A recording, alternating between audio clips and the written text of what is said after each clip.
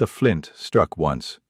The spark lasted half a heartbeat, just long enough to catch the shape of a hand. It burst from the wall without sound. No crumble of loose stone, no warning groan from the mortar. One moment the wall was solid, dark, unremarkable. The next, pale fingers, thick as iron bolts, caked in gray dust, wrapped around Elias's boot and squeezed. He went down hard. His satchel swung against his ribs, glass rattling inside. His knee hit the flagstone, and he gasped. A short, sharp pull of air that scraped down his throat like sand. The mask caught most of it, the leather seal pressing tight against his jaw. But it didn't matter. Even filtered air in a place this deep tasted of rot and mineral damp. His lungs didn't distinguish between clean bad air and dirty bad air. They just responded with the same wet cough that had followed him since the salt mines outside Veld had collapsed and taken his health with them. He pressed his fist against the mask and coughed into his own palm. 3 short, controlled bursts. Then he exhaled, slow. Then he looked down at what had grabbed him. The hand was orc. He knew the proportions, the width of the palm, the length of each finger, the density of the knuckles that looked like stone sutured under skin. He'd patched enough orc laborers in the outer settlements to recognize the architecture. But this one was different. The skin had gone the color of old tallow, gray-green at the joints, white at the knuckles, and threaded through with something darker. Veins that pulsed faintly, even now, with a cold and rhythmic wrongness. Not the dark green of orc blood moving through healthy muscle. Something else.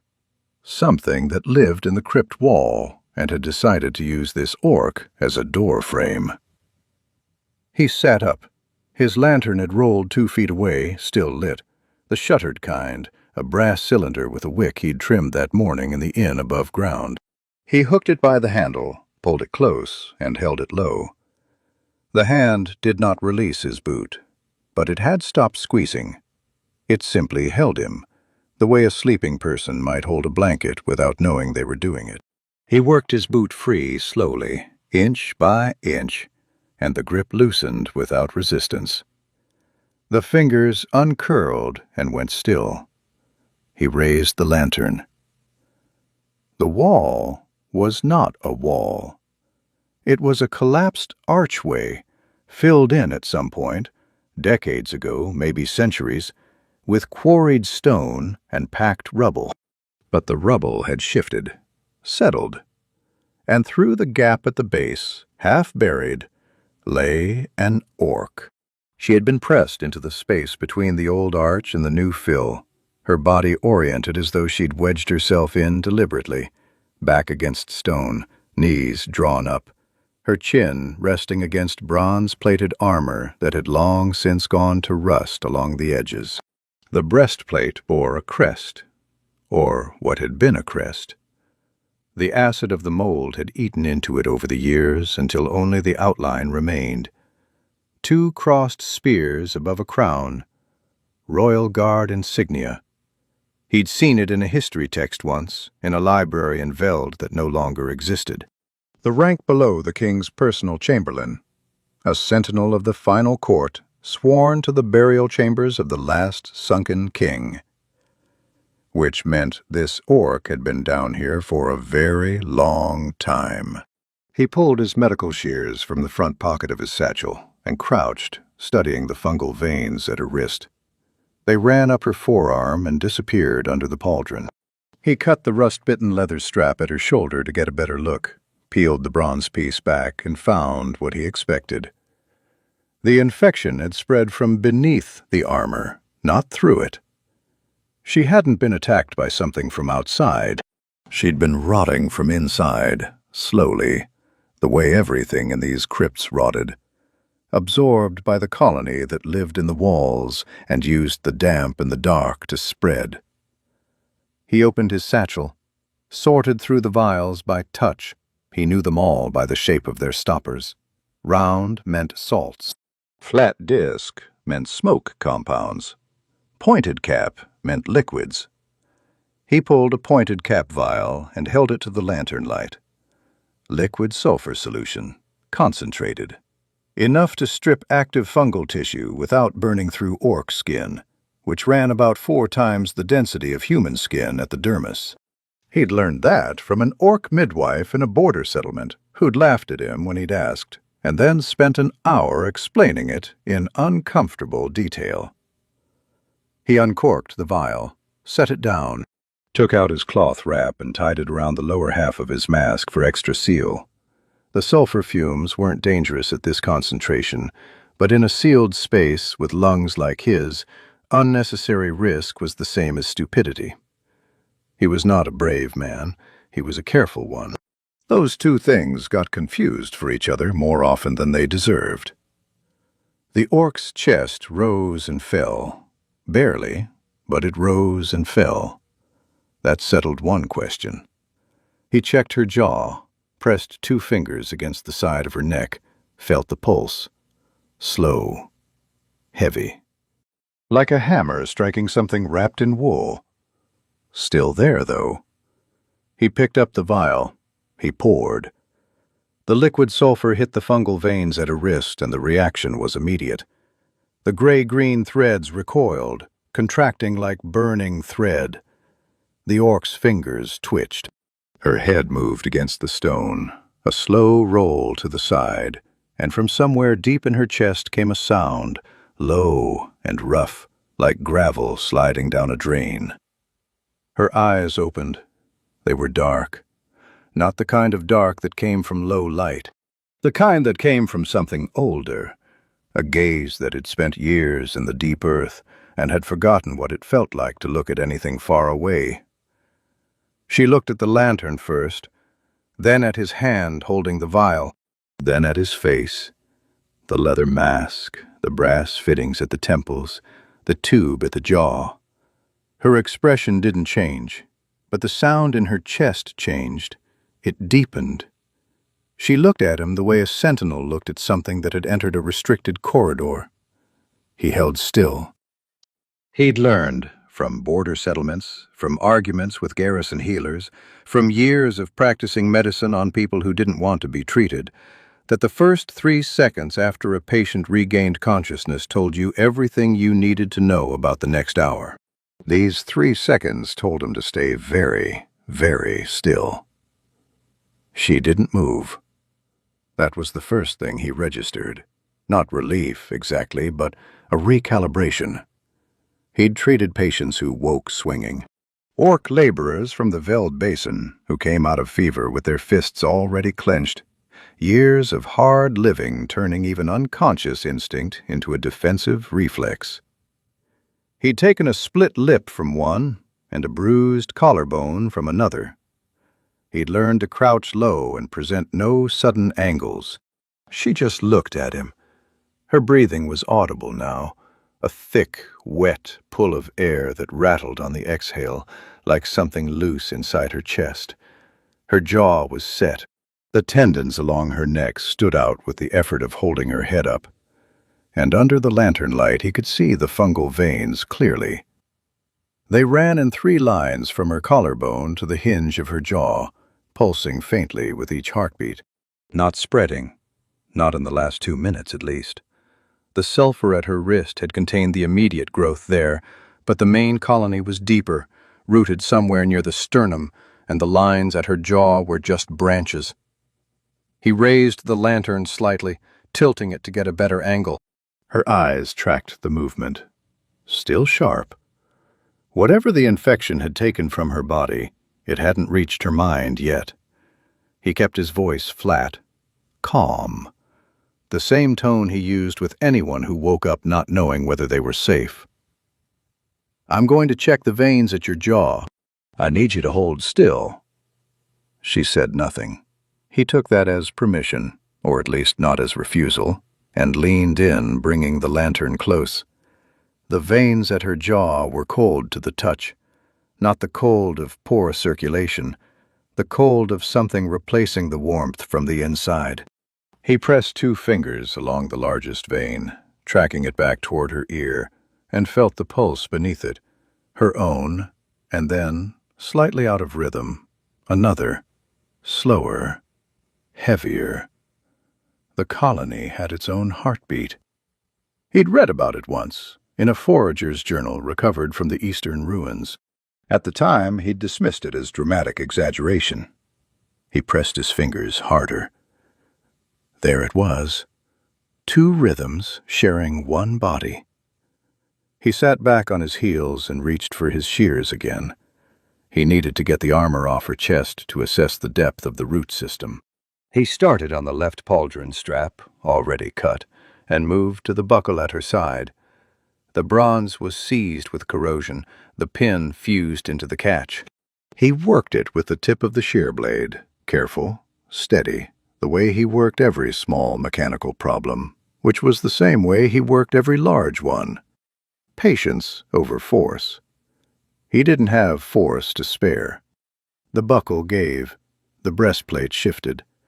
She made a sound, not pain exactly, a warning, low and short. He stopped immediately and looked at her face. "The plate," she said. Her voice was wrecked, raw and dry, like the inside of the crypts themselves, all stone and no moisture. Each word came out separately, like it cost something to produce it. "Leave." "The plate. I need to see what's underneath it. You are not a sentinel." "No," he said. "I'm a physician. And there's a fungal root behind your sternum that's going to stop your heart by morning if I don't map it now." Silence. She looked at the lantern again. Her jaw worked slowly, the way people's jaws worked when they were fighting down a cough. Then the cough won. It bent her forward, or tried to. Her body resisted the movement, spine rigid with effort, and what came out was black, fine-grained, like ash. It drifted in the lantern light, and he turned his face away and breathed through the mask seal until it settled. When he looked back, she had straightened again. Her eyes were on him, steadier now, as though the cough had cost her something she'd decided to stop protecting. She opened her mouth. What came out was not a refusal, and not a question. It was a statement, delivered with the flat certainty of someone reporting a condition they'd already accepted. "The dead do not welcome living breath." He looked at her, the gray in her skin, the lines at her jaw, the breastplate she was guarding, not out of vanity, but because 300 years of training had made the armor feel like the only boundary between her body and the world that wanted to take it apart. "No," he said, "they don't. Lucky for you, you're not dead yet." She held his gaze for a long moment. He didn't look away. He'd learned, again from border settlements, from people who tested you before they let you close, that looking away first was the wrong answer. She leaned her head back against the stone. A small motion, almost nothing. But it exposed her throat, and it was the most trust she had in her right now, and they both understood that. He reached for the buckle on the right side and got it open on the second try. The breastplate came away. Beneath it, the linen underwrap, gray with age, stiff with old salt, had fused to her skin in 2 places where the roots had pushed through. He didn't pull. He took his small water flask, moistened the fabric, and waited. She made no sound during this. Her breathing stayed controlled. He recognized that kind of control. It wasn't calm. It was discipline applied like a clamp to something that hurt. The wrap loosened. He peeled it back a centimeter at a time. The root system was worse than he'd estimated from the jaw lines. 3 primary roots, each as wide as his thumb, running from a central mass just below her left breast, up across the sternum and branching at the collarbone. The tissue around each root had gone pale, the color of old tallow, and where the roots pressed against bone, the skin had cracked in thin lines. Not deep. But the central mass, the junction point, sat directly over the cartilage above her heart. He took out his notebook, sketched it fast, rough lines, just enough to remember the layout when he needed both hands free later. He noted the rhythm of the secondary pulse through the roots, counted the branches, made a mark for each point where the root had anchored into muscle. "How long?" he asked without looking up. She took a moment. 40 days, since the lower chamber flooded." He finished the sketch, capped his pencil. "You've been down here 40 days with this." "I did not ask to be examined." "No," he said. He closed the notebook and looked at her. "You grabbed my boot." She said nothing to that, but the set of her jaw shifted, barely a single degree, and he had the impression she'd just filed that particular fact somewhere she didn't intend to look at again soon. He started repacking the immediate supplies back into his satchel, the vial of sulfur solution, the shears. He left the notebook out, capped his charcoal pencil, and slid it behind his ear. Then he opened a second vial, flat-stoppered, smoke compound, and lit it with the lantern flame. Pale white smoke curled upward, thin as thread. The smell of it was mineral and clean, something between chalk and cold rain. It wouldn't cure anything, but it would suppress the surface spore load in the air around her for the next 20 minutes, which would slow the spread and give her lungs something slightly less hostile to process. He set the vial on the stone beside her, stood up. His knees ached from crouching on cold flagstone. He pressed a hand to the wall and took stock of the corridor. The direction they'd come from, the direction ahead, the low archways strung with root tendrils that moved faintly in air currents he couldn't feel. Behind him, she watched the white smoke curl. He could hear her breathing change. Still rough, still wet, but the rattle on the exhale smoothed out slightly as the compound reached her. He didn't comment on it. He just stood there, reading the corridor, giving her time to sit with the fact that something had helped and that she hadn't had to ask for it. He uncorked the sulfur vial before she could object. The smell hit the air immediately, sharp and mineral, like struck flint held over a drain. He'd grown used to it over years of field work. Most people hadn't. He watched her nostrils flare, her upper lip pulling back slightly, the automatic disgust response of someone who associated that smell with cauterization and pain. Which was fair. That was exactly what it was for. "This will burn," he said. Not a warning delivered with gentleness, just a fact, stated in the same tone he'd used to report the weather. "The mold tissue will react before the compound reaches your skin. That reaction is the sound of it dying.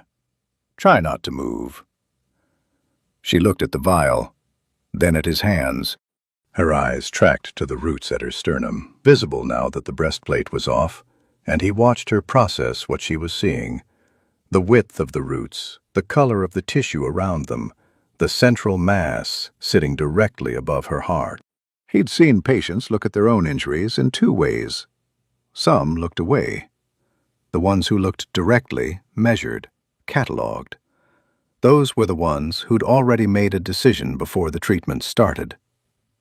She looked directly. "Do it," she said.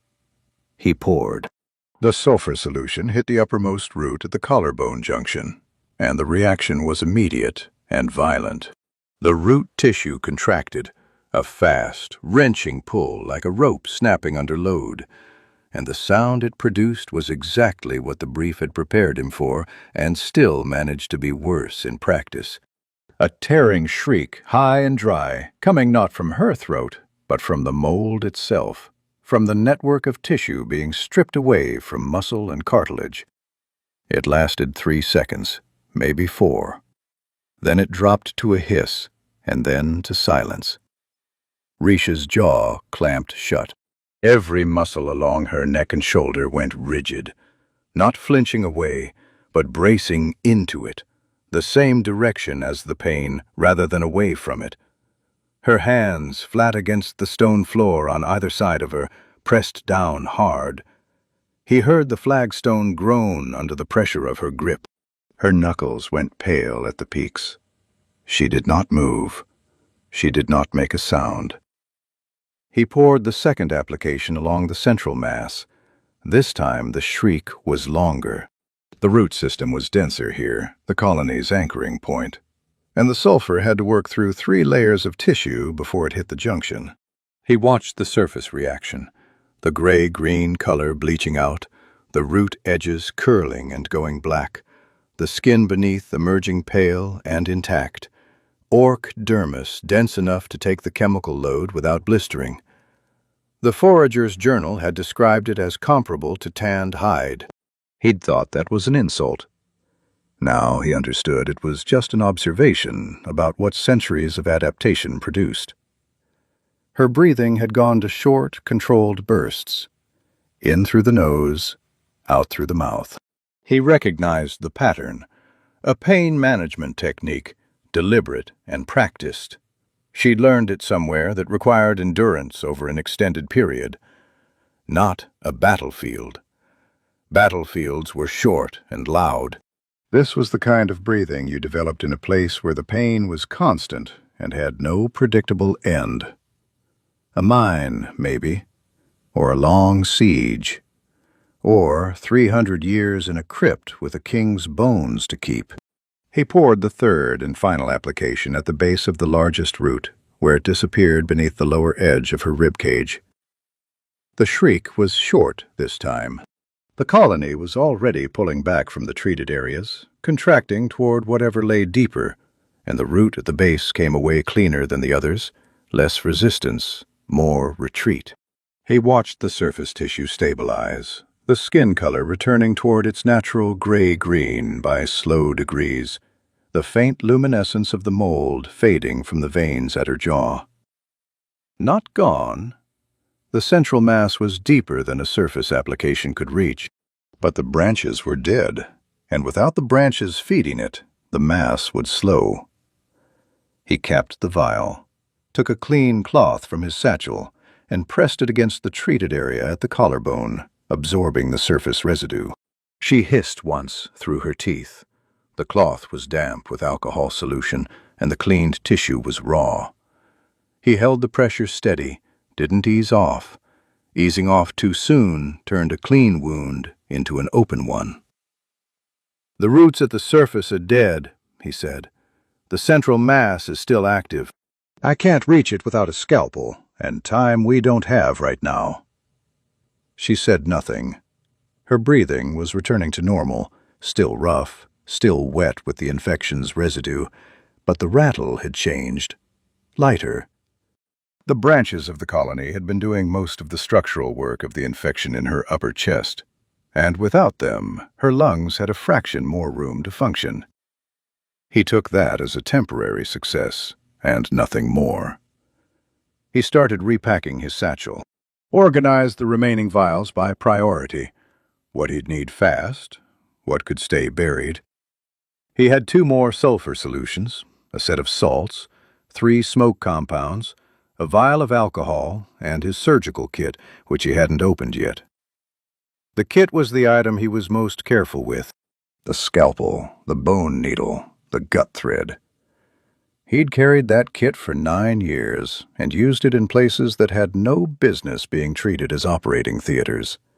Cave floors, market stalls, the back of a moving supply cart.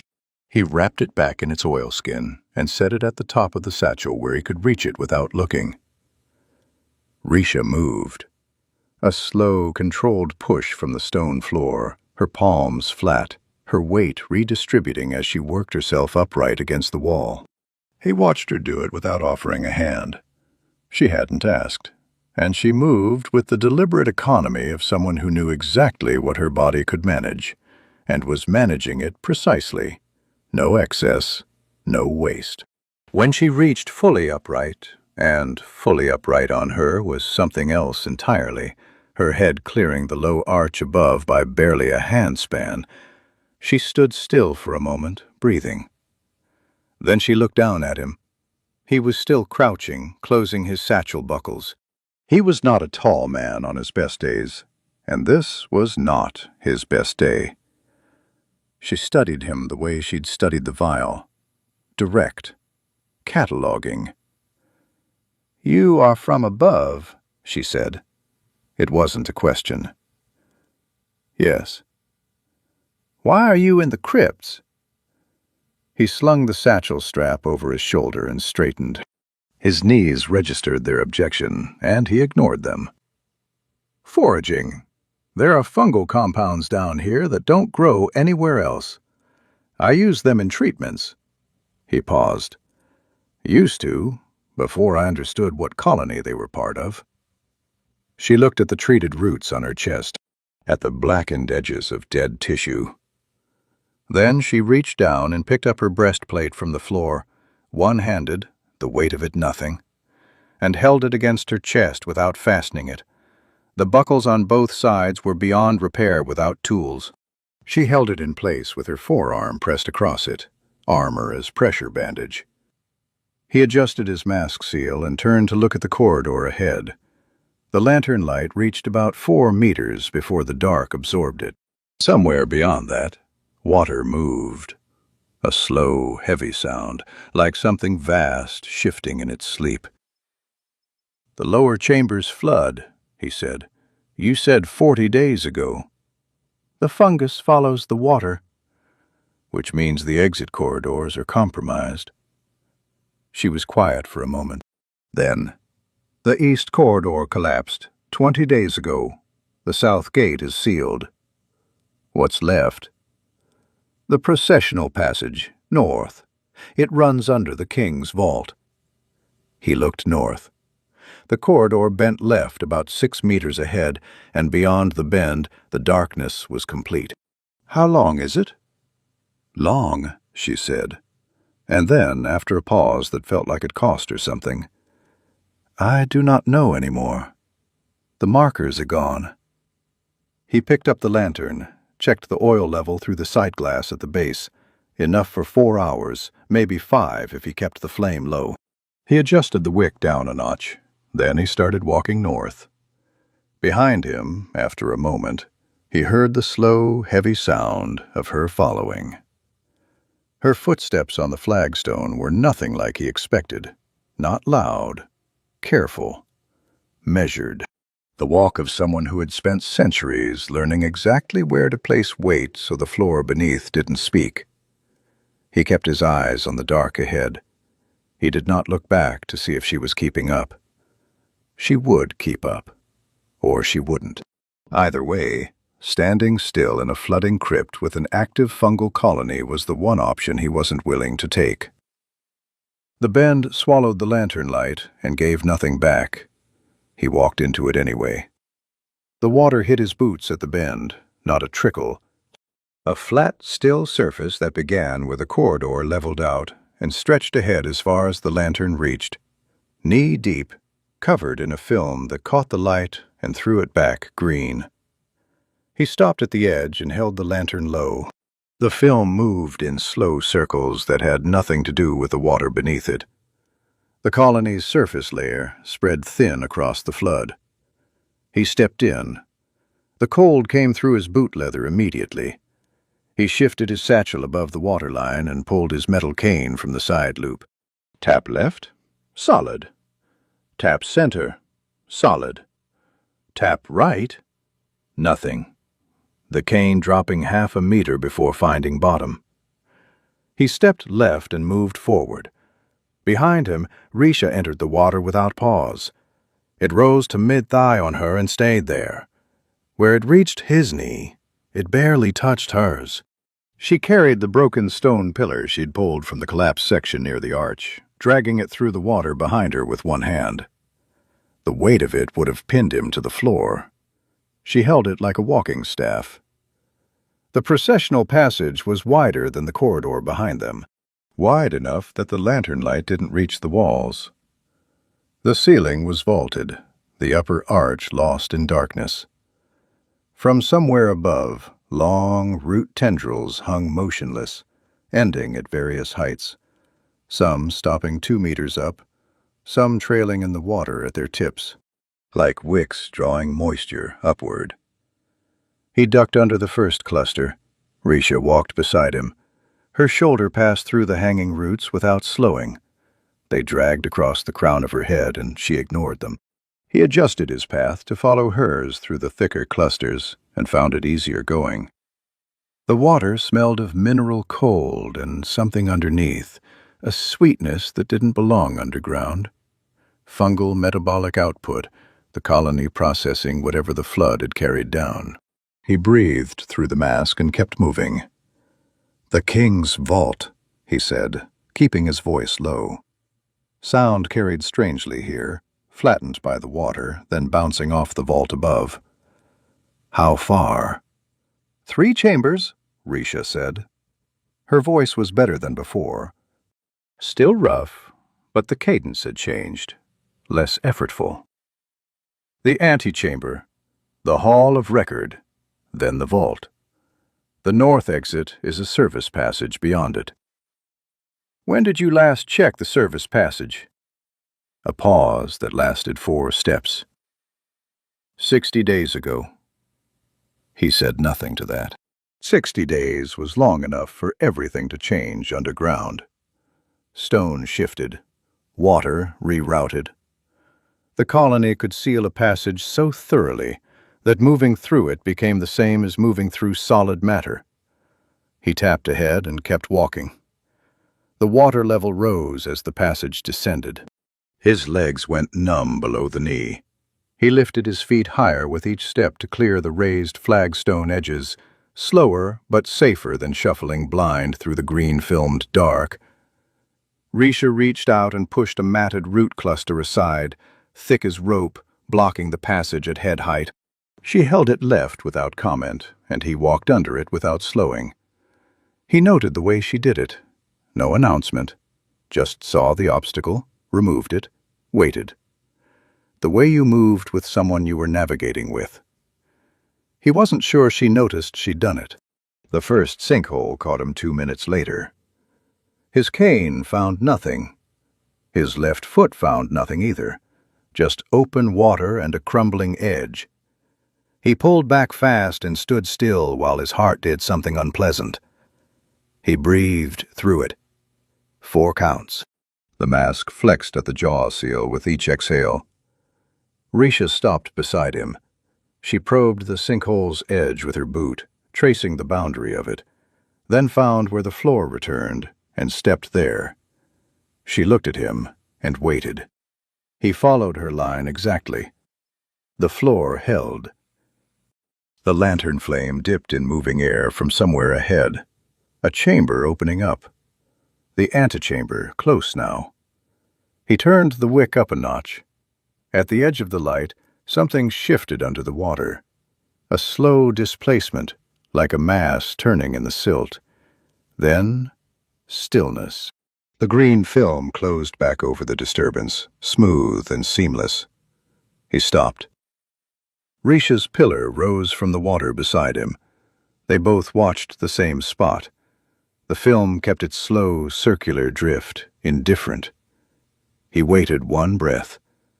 Then he moved forward, cane tapping, lantern high. Whatever was beneath the water did not move again. But the antechamber was still a full corridor length ahead, and the dark between here and there held its secrets flat against the bottom. He kept walking. The antechamber doorway had no door left. Just a stone arch, the timber frame rotted to black stumps at the hinges. The opening filled with hanging root tendrils so dense they formed a curtain. He pushed through first, using his forearm to sweep them aside, and the water on the other side was shallower, ankle-deep, the floor rising toward the chamber's center. He exhaled. Small mercies. The antechamber was circular. 6 alcoves cut into the walls, each holding a stone bier, each bier holding the remains of what had once been royal guardsmen. Bronze armor, same crest as Risha's, 2 crossed spears above a crown, though here the metal had gone fully green with age. The bones beneath were undisturbed, arranged even. Hands folded, weapons laid flat across the chest. He counted the alcoves. 6 guards, 6 sets of remains. He turned to say something to Risha and found her already inside, standing at the chamber's edge, looking at the alcoves with an expression he couldn't fully read. Not grief, exactly. Something older than grief. Recognition, maybe. The specific weight of seeing something you'd known for a very long time, finally rendered into ruin. He looked back at the nearest bier and stopped. The hands had moved. Not the folded arrangement he'd registered 10 seconds ago. The fingers were spread now, flat against the bronze breastplate, pressing into it. He watched one finger bend, slow, deliberate, like something learning how a hand worked from the inside. The mold glowed along the bone seams, faint, pulsing. He had his satchel open before he finished the thought. Saltpeter pouch. A dense paper packet, the size of his fist, filled with a compound that burned white and dry when it hit air. He used it for surface decontamination in enclosed spaces. He'd never thrown one at an animated corpse before. He threw it now. The packet hit the bier and split. White smoke erupted from the impact point, thick and fast, billowing across the guardsman's chest and up through the alcove. The mold reacted immediately. The glow at the bone seams flickered, dimmed, the pulsing rhythm stuttering. The animated remains went rigid, fingers locking mid-motion, the whole frame seizing like wet wood in frost. The smoke reached Elias. He turned his face away and pressed the mask seal with his palm, felt his chest tighten despite the filter. His lungs registered the compound as an irritant regardless of what the mask blocked. He coughed. 2 short bursts, controlled, the kind he'd trained himself to produce so they didn't compound into something longer. His eyes watered. Behind him, Risha moved. She came through the smoke without hesitating, pillar already swinging in a low arc from her right side. It connected with the guardsman's torso at the midpoint. Not a strike, exactly, more a sweep, the weight of the stone doing the work rather than any particular force she applied. The dried, smoke-brittle remains came apart at the contact points. Bronze armor clattered against the bier. What had been a guardsman was dust and dry fragments before the echo finished crossing the chamber. She lowered the pillar, looked at the alcove, then at the remaining 5. All 6 biers were moving now, slow but moving. Fingers pressing, helmeted heads turning by degrees on the stone surface beneath them. He already had the second saltpeter packet out. He looked at her. She looked at the alcoves, then at him, then at the pillar in her hand. A shared accounting that took less than 2 seconds. He threw both packets simultaneously, one left arc, one right, and the smoke hit 3 alcoves on each side. White billowed to the ceiling. He dropped low, below the worst of it, coughing into his mask, eyes burning. Through the haze, he heard the pillar swing twice, 3 times. The brittle percussion of ancient bone and corroded bronze folding under impact. Then silence, except for the drip of water from the arch behind them and his own unsteady breathing. The smoke thinned. He straightened. 6 alcoves, all still. Dust settling across the shallow water at the chamber floor, drifting in slow patterns. He pressed a hand against the wall and focused on breathing. In through the nose, slow. Out through the mouth, slower. The compound irritation would pass in a few minutes. It always did. His lungs just needed to be reminded they weren't dying. They'd been convinced of that before. Risha stood in the center of the chamber, She looked down at the closest pile of remains. A fellow sentinel. Same crest on the ruined breastplate. Same folded hand arrangement now scattered across the bier. Something moved through her expression and was gone before he could name it. "They were your unit," he said. "They were dead," she said. "What moved them was not them." She said it with certainty, the kind that came from having already argued the point with herself extensively before arriving at the answer. He understood that. Some conclusions you reached, not because the logic was easy, but because the alternative was unbearable. He capped his satchel and checked his remaining packets. 2 saltpeter left, 3 smoke compounds. He did the arithmetic against the chambers ahead and did not like the result. "We need to move faster," he said. Risha was already walking toward the Hall of Record. The alcove was dry. That was the first thing he registered when Risha pushed the side panel open. A seam in the Hall of Record's wall, invisible until she pressed her palm flat against a specific stone, and the whole section pivoted inward on a central pin. Sentinel knowledge. The kind of information that didn't exist in any text he'd ever read. She'd known it the way she knew everything about this place, not from memory, but from the body. Years of walking the same corridors until the path lived in muscle rather than mind. He stepped inside. The alcove was small, a maintenance space, he guessed, used by the burial workers to store equipment during interment ceremonies. Stone shelf along one wall, a pair of iron hooks above it, a ventilation shaft cut diagonally through the ceiling toward the surface. The shaft was narrow, barely a forearm's width, but air moved through it, cool and slow, carrying the faint mineral smell of open earth rather than the colony's sweetness. He stood under it for a moment and just breathed. His lungs registered the difference. Not gratitude, exactly. Just a slight easing of the constant background resistance that had been his normal for the last 3 years. He set the lantern on the stone shelf and opened his satchel. He took out the brass bowl, flat, wide, the size of his palm, and packed it with dried sage from the oilskin pouch at the bottom of the bag.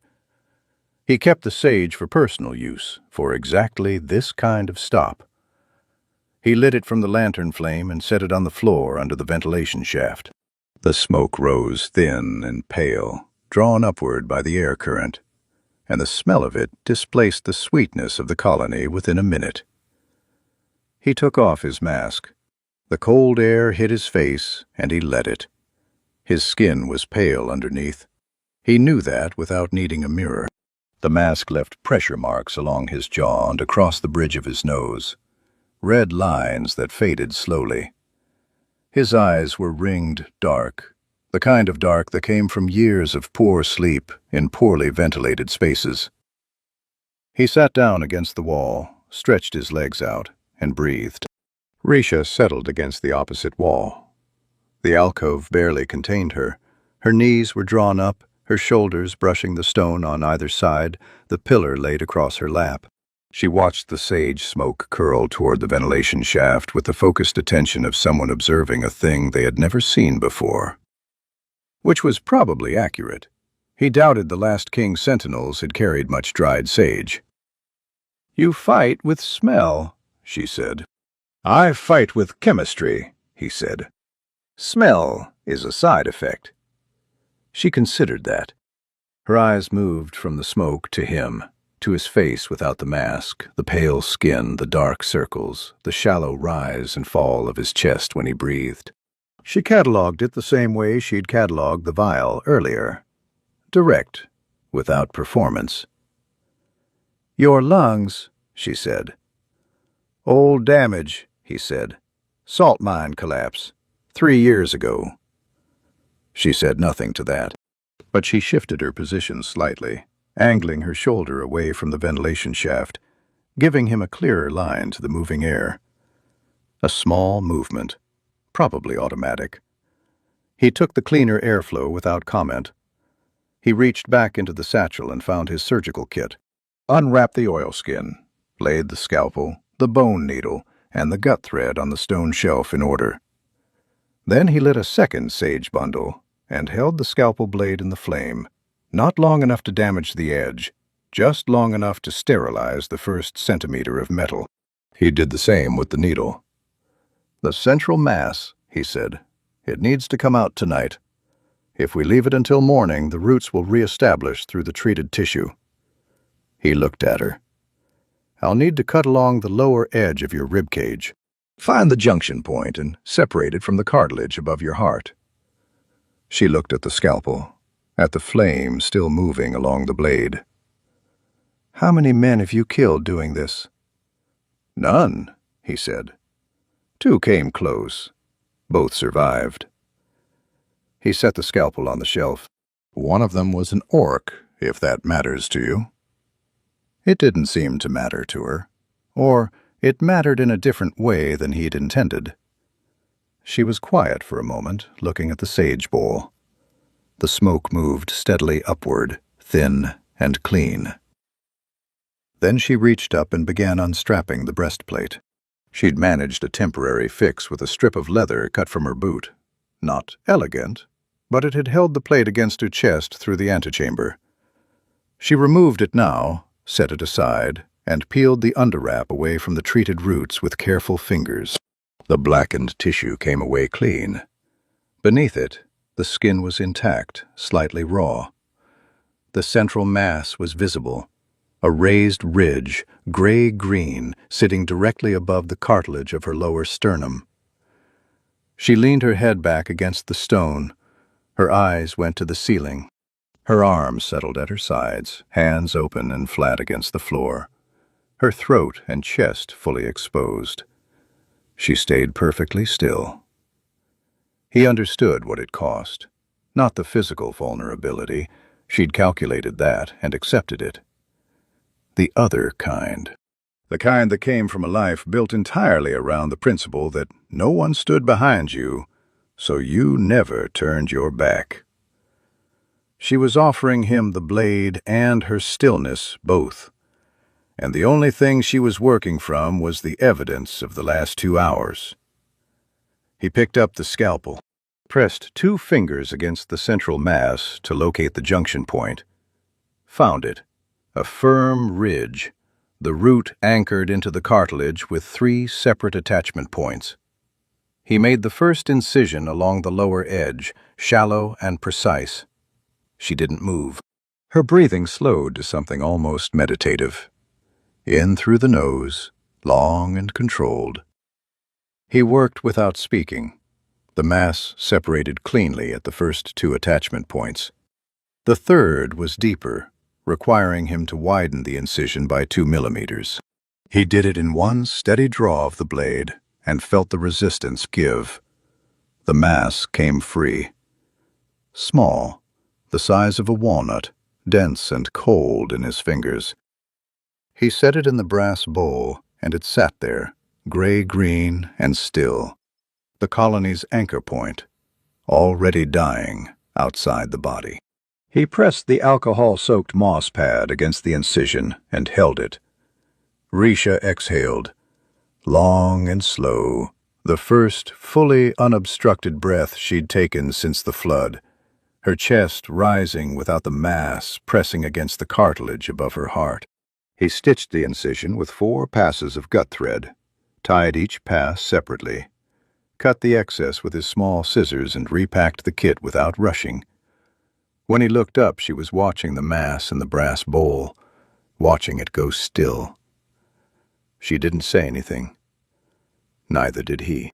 He tied the last stitch and set the scissors down. The incision was clean. 4 passes of gut thread, each knotted separately, the edges sitting flush without tension. He'd done worse work in better conditions and better work in worse ones. This fell somewhere in the middle, which was acceptable. He pressed a fresh pad of alcohol-soaked moss against it and held pressure with 2 fingers. The bleeding was minimal. Orc tissue closed fast, the density of it working in their favor for once. He counted to 60. Old habit from his training years, when his instructor in Veld had told him that every surgeon who skipped the count eventually regretted it. He'd skipped it once, early on, and had spent 40 minutes managing a bleed that patience would have prevented. He hadn't skipped it since. Risha hadn't moved. Her head was still back against the stone, her arms at her sides. Her breathing had settled into something even and deep. The first full respiratory cycle he'd heard from her that didn't carry the wet rattle of the colony's pressure against her chest. The mass in the brass bowl had gone fully gray. Whatever biological rhythm it had carried inside her body, it didn't maintain it outside. It was just tissue now, cold and inert. He lifted the moss pad. The incision held. He cut a strip of clean linen from the roll in his kit and laid it across the wound, pressing the edges down against her skin. Her skin was warm now, warmer than when he'd first touched her in the collapsed arch. The fever was breaking.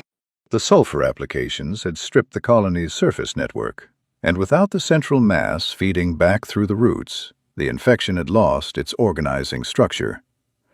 Her body was already beginning the work of reclaiming the cleared tissue. He repacked the surgical kit. Oilskin wrap, tight, the same order as always. Scalpel first, needle second, thread last. He set it at the top of the satchel. "Done," he said. She brought her head forward from the wall. Slowly, with the measured care of someone checking whether a repaired thing would hold. She looked down at the linen strip across her ribs, pressed 2 fingers against the edge of it, not at the incision, beside it, testing the surrounding tissue. He watched her catalog the result the same way she catalogued everything, direct, without ceremony. "It is tight," she said. "The thread will loosen as the tissue settles. 2 days." He paused. "Don't flex the left side harder than you need to." She looked at the pillar across her lap, then at him. A flat look that communicated, without words, that the instruction was noted and would be observed precisely as far as circumstances permitted, which was to say not at all if the circumstances required otherwise. He accepted that. He'd given the instruction because it was medically correct, not because he expected compliance. He picked up his mask from the floor beside him, turned it over in his hands, checking the seal. The leather was good. He'd treated it with oil 3 days ago, and the jaw gasket was intact. He'd made the mask himself, 2 years after the mine collapse, when it became clear that his lungs weren't recovering, and that unfiltered air in enclosed spaces was accumulating damage faster than rest could repair it. The brass fittings had come from a salvage market in Veld. The filter compound he packed into the interior chamber he made himself. Activated charcoal, ground salt, and a proprietary blend of dried compounds that he'd spent 8 months refining. It wasn't perfect. Nothing about his situation was perfect. But it kept him functional in conditions that would have stopped him otherwise, and functional was enough. He set the mask on his knee and looked at the sage bowl. The bundle had burned down to ash, the smoke thinned to almost nothing. The air in the alcove still carried the clean mineral current from the ventilation shaft. He had 1 more bundle. He decided to save it. Risha reached over and picked up the mask. He stilled, a reflex, the way you stilled when someone picked up something that kept you alive.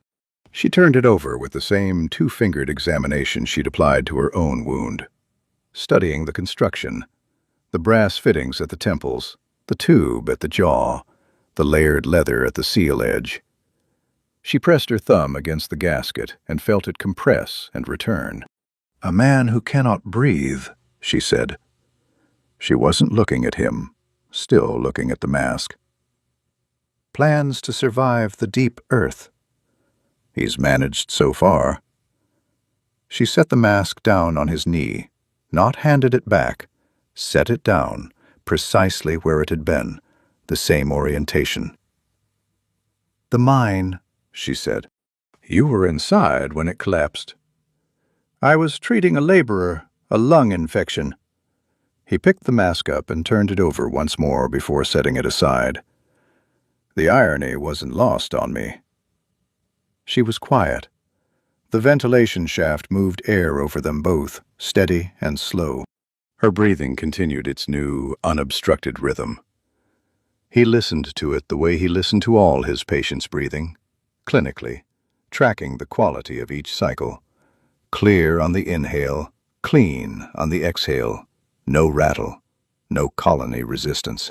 Just a body doing what bodies did when the thing pressing on them was removed. He leaned his head back against the wall. His own chest was tight, not acutely, just the baseline tightness that lived there permanently now, the residual scarring from the mind doing its quiet arithmetic against every breath. He was tired. The work of the surgery, the cold of the water, the compound irritation from the saltpeter smoke in the antechamber, all of it had accumulated into a specific kind of exhaustion that sat behind his eyes and in the muscles of his forearms. He closed his eyes for a moment. Just a moment. "Sleep," Risha said. "I'm not sleeping. You are doing the thing before sleeping." He opened his eyes. She was looking at him now, and there was something in the set of her expression that wasn't quite humor, but was adjacent to it. He'd learned in border settlements that orc humor rarely announced itself. It arrived flat and dry, and if you weren't paying attention, you missed it entirely. "1 hour," he said. She picked up the pillar from her lap and laid it across the alcove entrance. A barrier. Not much. Stone against animated dead was a temporary solution at best. But it was a statement. She was taking the watch. She was telling him that without saying it, the same way she'd cleared the root clusters in the passage without saying it, through the action rather than the offer. He adjusted his coat against the cold of the wall and closed his eyes again. His lungs rose and fell, slowly, evenly. In the alcove's small dark, with the sage ash cooling in the brass bowl and the ventilation shaft breathing cold air over them both, he slept. He woke to the sound of her sharpening stone, a slow, rhythmic drag of whetstone against the edge of her belt knife.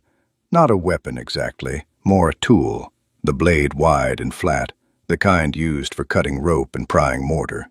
She was running the stone along it with the patience of someone who had done the same motion 10,000 times and found something close to stillness in the repetition. The sound was steady, grounding. He'd slept to worse. He sat up. His back registered the stone wall behind it, and his legs registered the cold, and his lungs registered the air, still clean, still moving through the ventilation shaft above. He checked his coat pocket for the timepiece out of habit, then remembered he'd left it at the inn above ground. Unnecessary weight, he'd thought. He pressed his palm against the floor instead and gauged the cold of it. Deep cold, bone-settled. More than 1 hour, closer to 2. He looked at Risha. She was in the same position as before, back against the wall, pillar across the alcove entrance, knife across her knee. But her posture had changed, less rigid. The line of her shoulders had dropped 2 degrees from the sentinel's brace she'd carried since the collapsed arch. She was still watching the entrance, still tracking. But the quality of the attention was different. Maintained rather than braced. She'd been sitting with the watch for 2 hours in a sealed alcove in the deep earth, and she had let her shoulders drop. He filed that away and said nothing about it.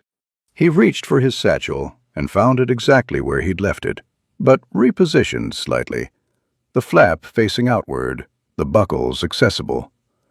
She'd moved it at some point during the watch, put it where he could reach it fast. He didn't know when. He hadn't heard her do it. He checked his supplies without unpacking everything. 2 saltpeter packets remaining, 3 smoke compounds, 1 sulfur solution, surgical kit intact. The alcohol flask was lighter than he'd like, He'd used most of it on the moss pads during the extraction. He had enough for one more dressing change. He pressed 2 fingers against his own throat and counted his pulse. Even. A little fast from the cold, but even. His lungs were tight in the way they were always tight after enclosed sleep, the scarred tissue slow to loosen. He breathed through it. Gave it time. It loosened, partially, the way it always did. Partial was enough. He picked up the fresh moss pad from his kit and turned to her. "I need to change the dressing." She sheathed the knife and turned without comment, pulling the edge of her underwrap aside. He peeled the linen strip back carefully. The incision had closed well. The thread was holding, the edges sealed, the surrounding tissue returning to its natural color. He cleaned the surface with the last of the alcohol, pressed a fresh pad into place, and rewrapped it with the linen. 4 passes. He tied it at the side rather than the front, away from the incision site. She pulled the underwrap back into place, tested the range of movement with a slow turn of her torso, left, then right. He watched her register the difference. The left side still carried the surgical tightness he'd warned her about. The right moved freely. She nodded once, the private nod of someone updating an internal inventory, and reached for the breastplate. He helped her with the makeshift strap. 2 hands were faster than one, and the leather was stiff. She let him work the buckle end without pulling away from it, which was a different kind of trust than the surgery. Quieter, more ordinary, and for that reason harder to offer. "We have 2 saltpeter packets," he said, smoothing the strap flat. 3 smoke compounds, 1 sulfur solution. He sat back. "Enough for the Hall of Record and the vault, if we move fast and don't encounter more than the antechamber count." "There will be more," she said. "The Hall of Record held 12. He did the arithmetic. 2 packets covered 6 alcoves at best, if the smoke dispersed well. The rest would fall to her. He looked at the pillar. She followed his gaze. "It will hold," she said. He believed her. He'd watched it take apart 3 animated guardsmen in the antechamber without her adjusting her grip once. He put his mask on, worked the jaw seal, pressed it flat at both temples, exhaled hard to check the fit. The filter compound had a few hours left in it before it needed replacing, which he didn't have material to do down here. He'd manage. He pulled his cane from the satchel loop and stood. Risha stood with him, filling the alcove, and reached past him to lift the pillar from the entrance. Then she stopped, set it back down, reached instead into the gap above the stone shelf, and pulled out something he hadn't noticed during the surgery. A folded piece of leather, stiff with age, wrapped around a flat object. She unwrapped it. Inside was a bronze disc, engraved, the size of her palm. The King's seal. She looked at it for a moment, then folded it back into the leather and pressed it into the gap in the wall. She didn't explain. He didn't ask. Some things you left where they belonged.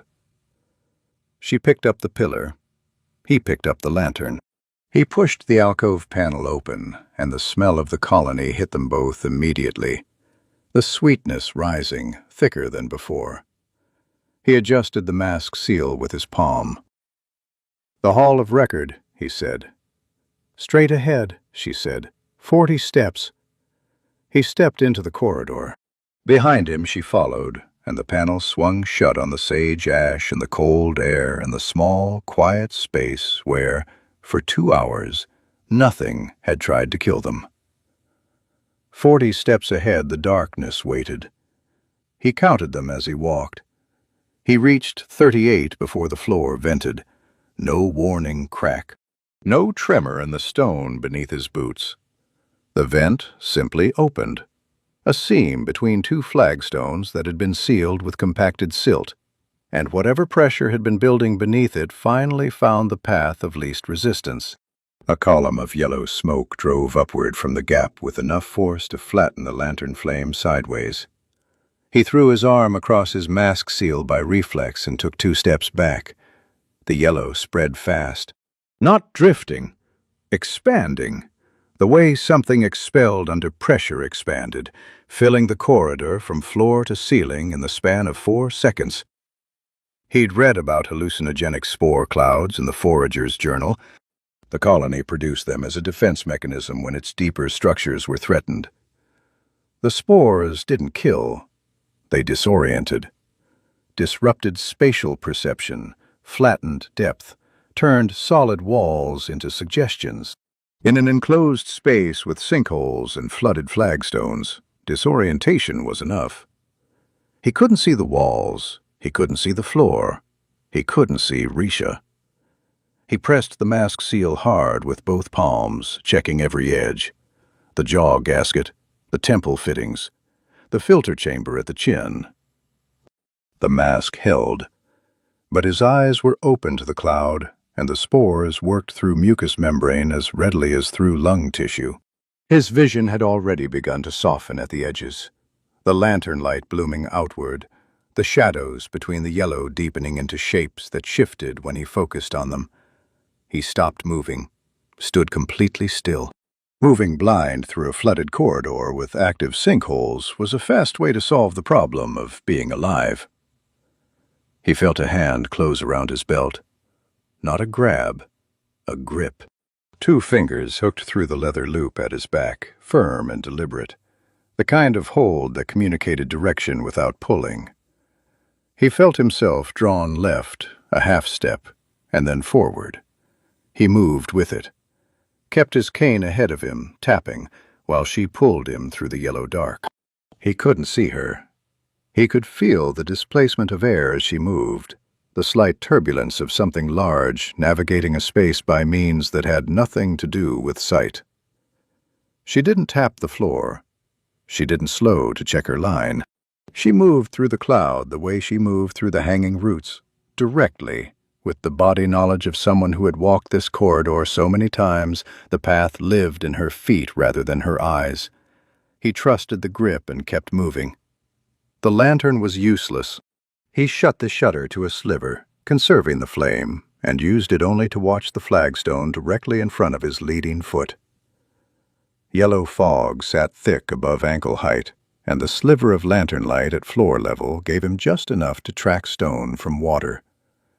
He tapped left. Solid. He tapped center. Solid. The grip at his belt pulled him 2 degrees right, and he corrected. The cane found solid ground on the right line, and he followed it. His vision was degrading steadily. The shifting shapes in the yellow had acquired more definition, which was how he knew the spores were working. Not because the shapes were real, but because his mind was supplying details to fill the gaps his eyes couldn't. He focused on the flagstone at his feet, on the physical sensation of the grip at his belt. 2 real things. He held on to them and let the hallucinated shapes stay peripheral. He heard her breathing beside him, controlled, through the nose, her mouth sealed shut. Holding the spore load out through pure discipline. She hadn't asked for the damp cloth he'd pressed against patients' faces in the journal's description of spore exposure. He reached into his coat pocket and pulled the cloth, always kept damp with the small water flask clipped inside. He held it up in the direction of her breathing. She took it without breaking stride, without changing the grip at his belt. He heard the soft displacement of fabric as she pressed it against her face. They moved. He counted steps in his head. The hall of record was 40 steps from the alcove. He'd reached 38 when the vent opened. 2 steps remaining, but the cloud had pushed him back at least 3 when he'd retreated. So 5 steps, roughly, at the pace they were moving. He counted them against the grip and the tap of his cane. On the 5th step, the grip released. He stopped. The yellow was thinning slightly, or his eyes were adapting, which was worse. He opened the lantern shutter halfway. The light pushed through the dissipating cloud and touched a wall ahead, then a doorway, then the interior of the Hall of Record beyond it. The air inside was clearer. The hall sat higher than the processional passage, its floor raised on a stone platform, and the spore cloud was pooling at the lower level rather than filling the interior. He stepped through the doorway and breathed. The mask filtered the residual spore load adequately. His vision began stabilizing, the peripheral shapes losing their manufactured detail, the shadows returning to being shadows. Risha came through the doorway behind him. She lowered the cloth from her face and looked at him. Her eyes were clear, no spore dilation, no soft focus. Whatever the hallucinogenic compound did to orc neurology, the answer was apparently very little. She handed the cloth back. He folded it and returned it to his coat pocket. He stood still for a moment, letting his vision finish settling. The Hall of Records stretched ahead, long and narrow, stone tablets lining both walls from floor to ceiling, inscribed with names and dates he couldn't read from here. 12 alcoves, she'd said. He counted them from the doorway. 12 alcoves. 12 sets of remains. Every single one was already sitting upright. The first one moved wrong. Not fast. Not with the snapping urgency of the antechamber guards. This one unfolded from the stone bench in pieces, like something remembering joints it had not used in years. Its spine straightened first, then the shoulders, then the head, turning a fraction too far before correcting back toward them. Elias felt the weight of the room shift, not in air, in pattern. 12 alcoves, 12 bodies. All upright now, all facing the doorway as if they had been waiting for it to open. He did not step forward. He set the lantern on the floor instead. Low, stable. He needed both hands. The light spread outward across the raised platform, catching bronze edges, empty eye sockets, the faint green pulse threading through bone seams. The mold had not rushed these. It had arranged them. Behind him, Risha adjusted her grip on the pillar. He heard the stone scrape once against the floor as she brought it level with her shoulder. She did not advance either. "Do not let them surround," she said. He nodded, though she did not need it. His eyes were already moving, counting distance. 12 alcoves along 2 walls. Narrow hall. No room to flank if they held the doorway. The platform edge dropped to the lower flooded passage behind them. If they stepped back too far, footing would break. He reached into his satchel, felt the weight of the 2 remaining saltpeter packets. Not enough for 12. Not cleanly. He took 1. The nearest guard stepped down from its bier. The movement was smoother now, the earlier stiffness gone. Its foot met stone with a dull, hollow sound. The mold had learned something between chambers. Elias threw. The packet struck the floor between the first 3 alcoves and burst. White smoke climbed fast, rolling outward in a tight bloom. The nearest guard seized mid-step, its joints locking as the drying compound bit into the fungal threads binding it together. Risha moved. She stepped into the smoke without hesitation, her outline breaking through the white like a wall pushed forward. The pillar came down in a short arc, not wide, not wasteful. It struck the first guard at the collar. Bone and bronze gave at once, collapsing inward. She shifted her hands and drove the second strike low, taking the legs out from under the next before it could clear the alcove. Elias coughed into his mask. The compound scraped his throat, even through the filter. He held his ground and pulled the second packet free. The other 9 were moving now. Not rising. Advancing. They stepped down from the alcoves in unison, the timing close enough to feel deliberate. The mold pulsed brighter along their frames, the rhythm faster than before. The hall narrowed around that movement, each step echoing off the stone tablets behind them. Elias did not throw yet. He waited half a breath, watched their spacing. 3 had stalled in the smoke, 2 already down under Risha's strikes. 7 remained, closing the distance in a line that would reach the doorway in seconds. He threw the second packet not at their feet, but behind them. The pouch struck the far wall and split. Smoke rolled backward across the rear alcoves, cutting off the line's depth. The trailing guards seized first, their motion breaking. The ones in front did not stop. The mold drove them forward, abandoning coordination for momentum. Risha pivoted. She stepped back into the doorway space, narrowing the angle, forcing the front 3 to meet her one at a time. The pillar swung short again. Controlled. The first guard shattered at the shoulder, its torso collapsing sideways into the second. She used the collapse, driving the pillar forward rather than pulling it back, pushing both bodies into the third. "Left," Elias said, not loud, just enough. She shifted her stance without looking. The pillar came up and across, catching the second guard as it tried to climb over the first. The strike broke it at the spine. The third reached her then, hands out, fingers spreading wide as if to take hold rather than strike. Elias stepped in. He did not have another packet. He had a vial. He uncorked it with his teeth and threw the liquid at the guard's chest. Sulfur splashed across the fungal threads binding rib to spine. The reaction was immediate. The shriek cut through the hall, high and dry. The guard froze mid-grasp. Risha finished it with a downward blow that drove it flat to the stone. Elias staggered back a step, breath catching. The mask held, but his lungs tightened anyway, reacting to the compound and the effort both. He forced the air out slow, took the next one in smaller. The smoke thinned. The rear guards stood locked where the second packet had caught them, their frames rigid, the mold dimmed along their joints. The 3 closest lay in fragments at Risha's feet. No one moved. Risha lowered the pillar an inch. Not fully. Never fully.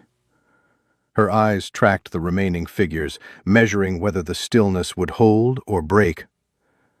Elias bent, hands on his knees, and breathed. Counted it out. 4 in, 4 out. His chest resisted, then eased by degrees. "The stairs," she said. "Now!" He nodded, picked up the lantern with a hand that had not quite steadied yet. The light shook once, then settled.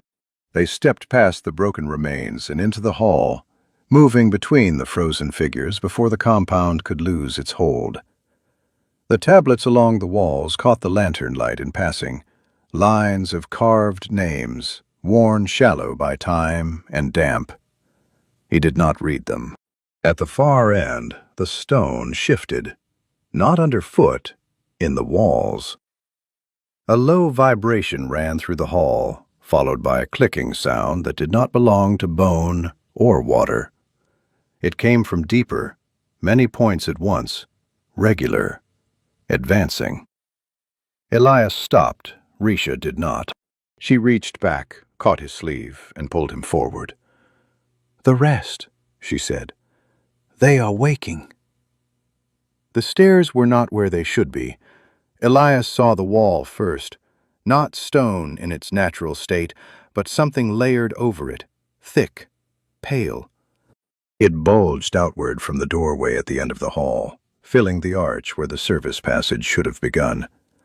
The lantern light caught its surface and died against it, swallowed into a dull sheen that looked almost soft until he stepped closer and heard the faint crackle beneath it. Fungus, not growth. Structure. He stopped 3 paces from it and lifted the lantern higher. The mass had texture like calcified wax, ridged in overlapping plates that fused into one another without seam.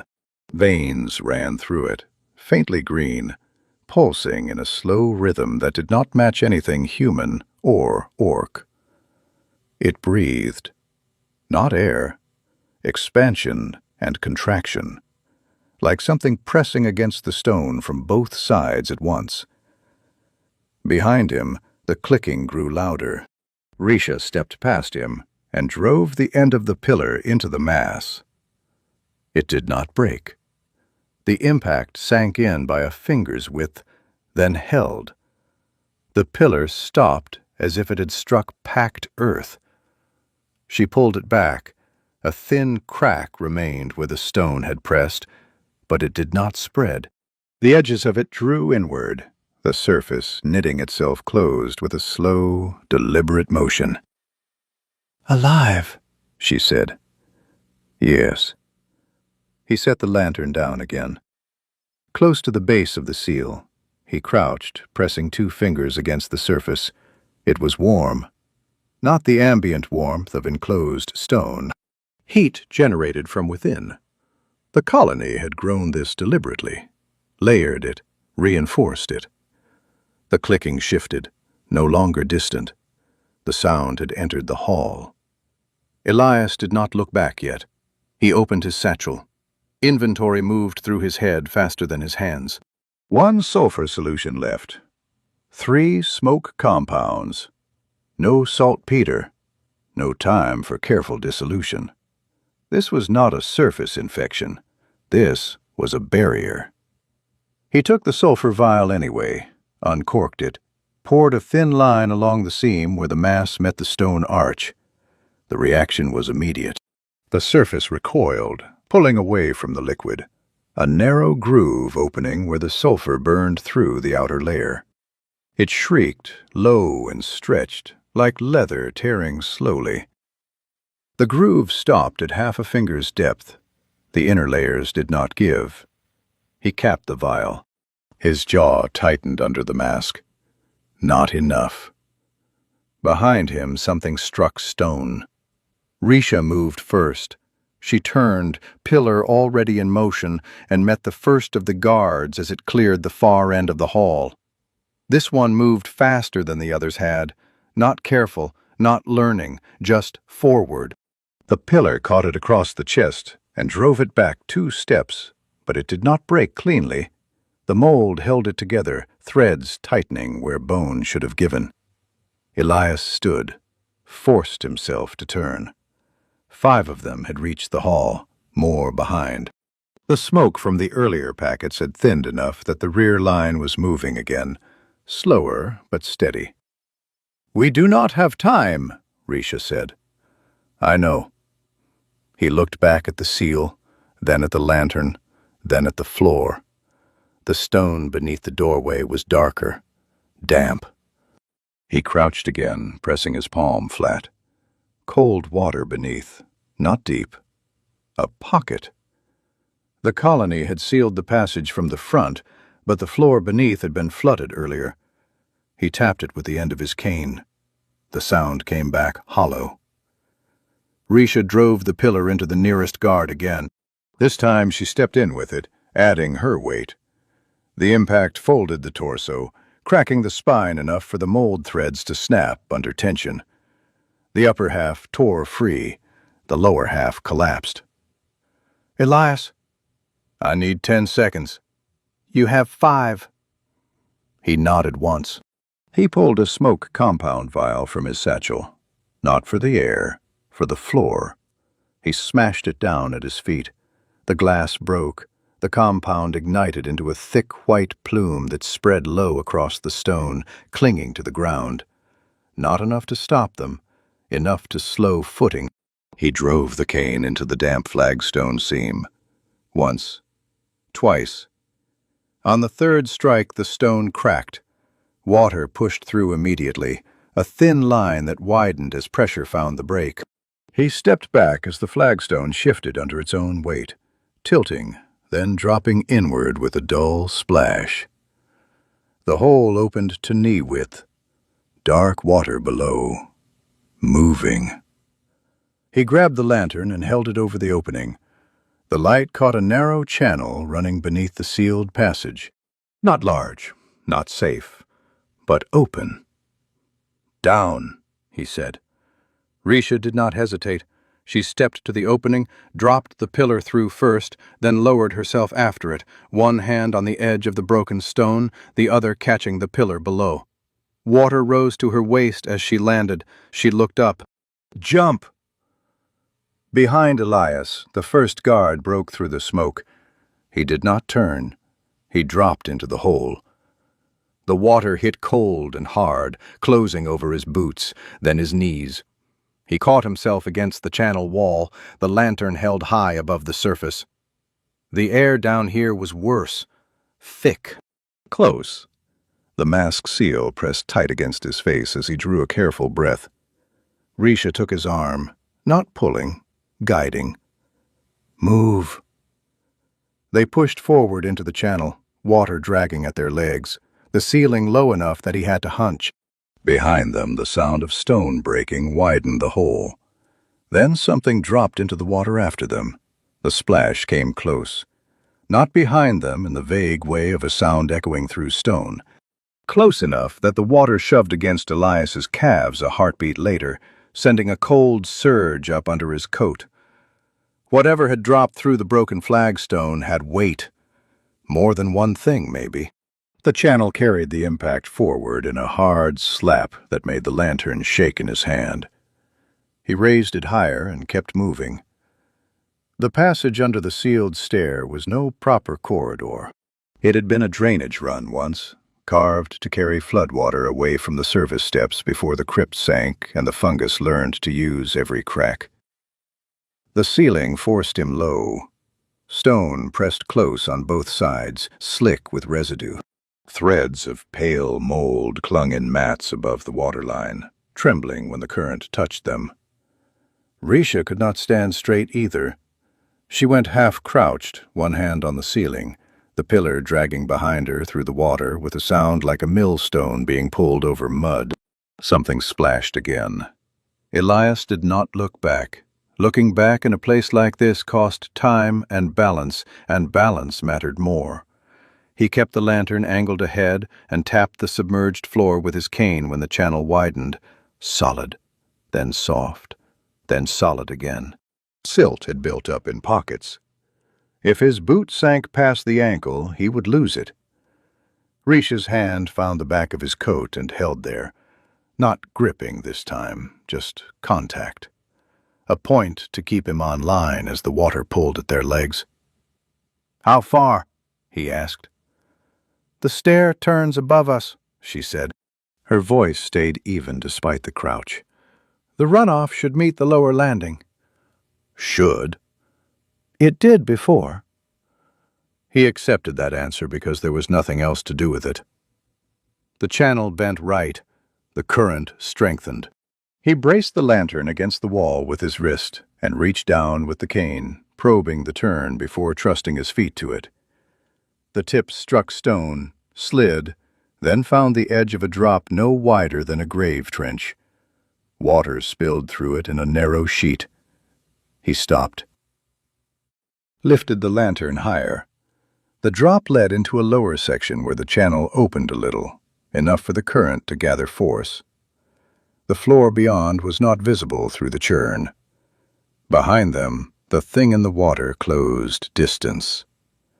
He heard the scrape first, bone or bronze dragging against stone. Then the shallow, urgent splashes of something using its hands as much as its feet. Risha shifted the pillar forward.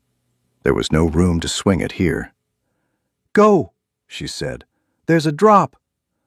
"I know." He looked at the trench again, measured the width. A careful step could take it if the footing on the far side held. A careful step required time. They did not have time. He handed Risha the lantern. Then he crouched and lowered himself into the water until one knee found the lip of the drop. He reached across with the cane, braced it against the far edge, and used it like a third leg. His bad chest hated the angle immediately. Pressure built under the sternum. He ignored it and shifted his weight forward, boot searching through the churn until it found bottom on the other side. "Lantern," he said. She passed it over. He took it back, rose as much as the ceiling allowed, and turned to help her. She did not need help. She planted one hand on the near edge, lifted the pillar with the other, and stepped the trench in a single, controlled motion, despite the fresh pull in her left side. He saw the tightness in her jaw when she landed. The stitches had held, but the movement had cost her. She gave no sign beyond that one brief set of the mouth. The scraping behind them grew louder. Then a hand hit the near edge of the trench. Gray bone, bronze at the wrist, green pulse running through the seams. The guard hauled itself forward, using the trench lip as leverage. In the channel, it looked worse than the ones in the hall. The water had stripped the lingering dust from it. Mold fibers twitched openly where muscle should have been. Risha drove the butt of the pillar down on its forearm. Bone cracked. The hand dropped back into the trench. The thing did not cry out. It simply reached up again with the other arm. "No room," Elias said. "I see that." He dug in his satchel by feel. Glass neck, flat stopper, smoke compound. He pulled it free and hesitated half a breath. In a channel this tight, the smoke would choke him as much as the dead. But if that thing got over the trench, the ones behind it would follow. He smashed the vial against the near wall. White smoke burst low and thick, trapped by the ceiling. The nearest guard seized as the drying agent bit into the fungal joints. Risha drove the pillar down again. This time the forearms snapped clean and the body slipped backward into the trench, colliding with whatever had been climbing behind it. The splash that followed was heavy and confused. More than one body, tangling in the narrow drop. Elias coughed into his mask. Once. Then again, harder. The compound burned through the filter and scraped every weak place in his lungs at once. He turned his face away from the thickest smoke and forced the cough down before it became the kind that folded him. Risha took the lantern from him without asking. "Breathe later," she said. He almost laughed, which would have turned into more coughing, so he spared them both and just nodded. She moved ahead, using the lantern now, her stride shorter to fit the channel, her free hand on the ceiling for line. He followed with one hand on the wall, blinking through the sting in his eyes until the smoke thinned behind them. The channel rose by degrees. Water dropped from knee-height to mid-calf, then to ankle. Stone steps emerged under the surface, worn shallow by centuries of runoff. The lower landing. Elias felt relief hit and mistrusted it at once. He was right to. The landing ended in a wall of root. Not the calcified seal from the hall. This was older and wetter. A woven mass of thick fungal cords spilling down from the stairwell above, knotting across the rise like a fallen curtain. Water ran through it in silver threads. The roots pulsed when the lantern light touched them. Risha set the lantern on a step and pressed the pillar into the mass. The roots gave a little, then tightened around the stone as if testing it. Behind them, the splashing resumed. Elias looked from the root wall to the narrowing channel below. Their smoke had bought seconds, not safety. The dead were coming through the trench, and now the stair itself was barred by living growth. He reached into the satchel again and felt the last sulfur vial against his palm. Risha heard the glass click and looked at him. "That all?" she asked. "Yes." She nodded once and set both hands on the pillar. "Then make it count." Below them, in the dark of the channel, bronze scraped stone again. Elias weighed the last sulfur vial in his palm and knew it would not be enough. The root wall on the stair landing did not behave like an infection on skin or armor. It had depth, layers. The outer cords looked wet and pliant, but deeper in, the mass thickened into a packed core that had grown around the stairwell itself. Sulfur would burn a hole the width of a hand and then die there. He needed force now, dry force, heat, shock. Something that would make the whole structure fail at once instead of teaching it how to heal around a wound. Behind them, the dead kept coming. He crouched on the step and opened his satchel across his knees. The lantern beside Risha threw hard light over glass, cloth, and metal, over the familiar order he had built with his own hands years ago because a man with bad lungs could not afford to fumble when the air turned wrong. No saltpeter left. No alcohol worth naming. One smoke compound. The sulfur. His surgical kit. A waxed pouch of raw phosphorus scrapings wrapped in bladder skin to keep damp out. He had nearly forgotten it was there. Not because it was useless, because he had packed it for hinges. He looked at the stair wall, then at the water running through the roots, then at the broken channel below where bronze scraped stone and the splashing grew steadier with every second. The landing floor smelled wrong now that he noticed it. Not only rot and wet fungus, there was a deeper note under it, sour and trapped, the breath of old water sealed too long beneath stone. Methane. The thought settled in him with the cold clarity of diagnosis. The flooded underrun had held gases for years. The root mass had sealed the stairwell enough to trap them in pockets. Break the right place. Direct the heat inward. Dry the cords at the core before the surface could swell and smother the flame. He moved fast then, not from courage, but because the arithmetic had become simple. He passed the sulfur vial to Risha and pointed to the lower left side of the root wall, where the runoff had carved a shallow groove into the cords. She read the gesture at once. No questions. She uncorked the sulfur and poured a narrow line into the groove.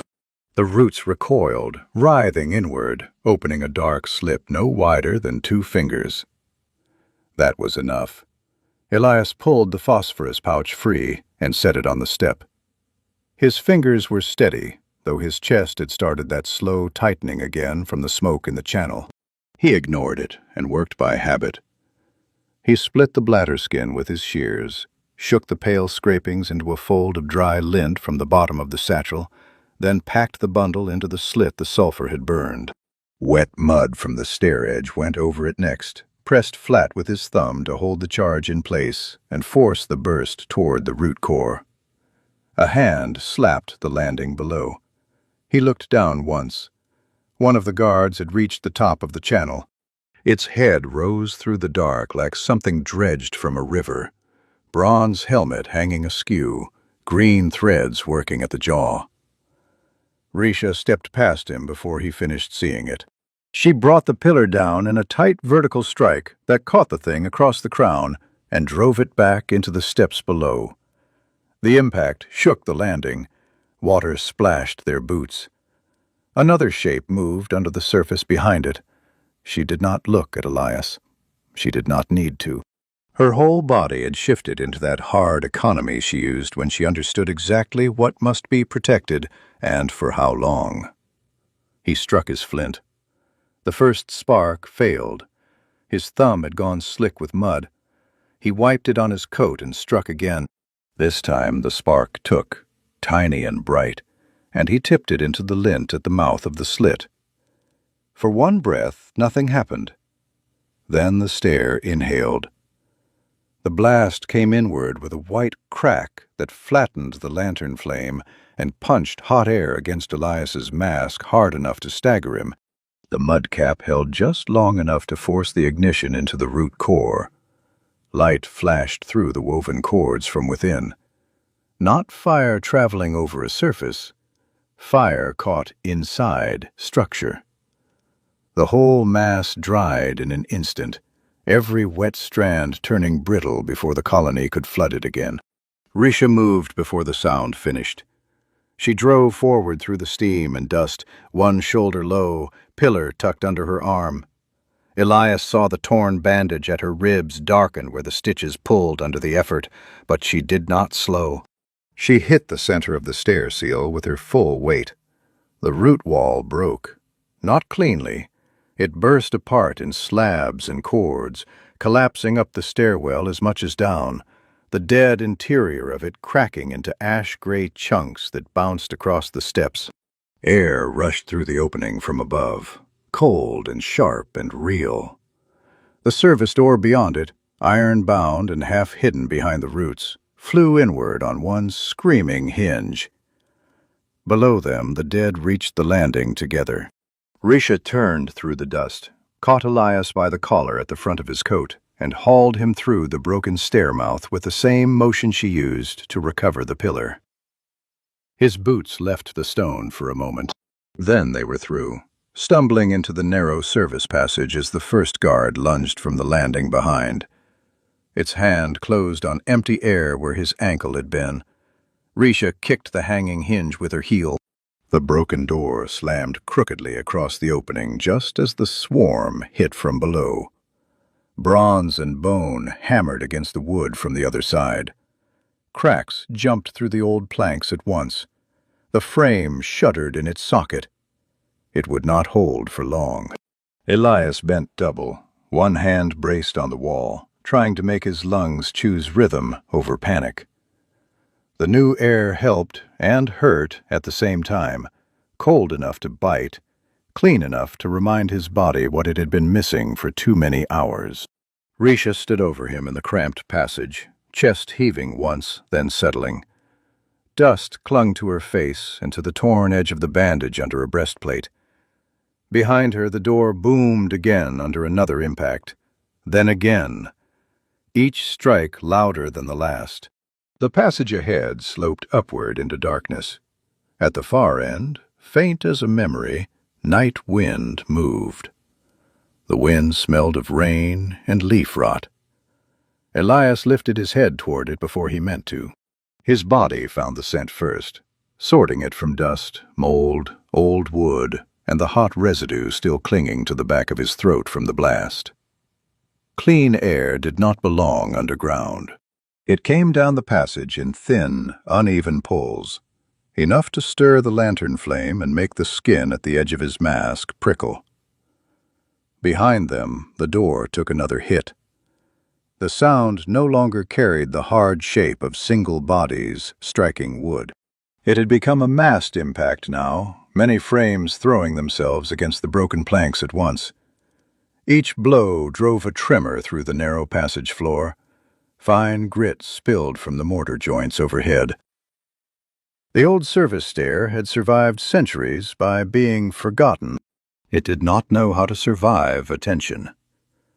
Risha looked back once, not with fear, but with the same quick accounting she brought to every bad threshold. The hinge had bent. The door sat crooked in the frame, held more by pressure than by craft. Cracks had spread through the planks, where bronze hands and skulls kept battering from the other side. On the next good hit, maybe the one after, it would fail.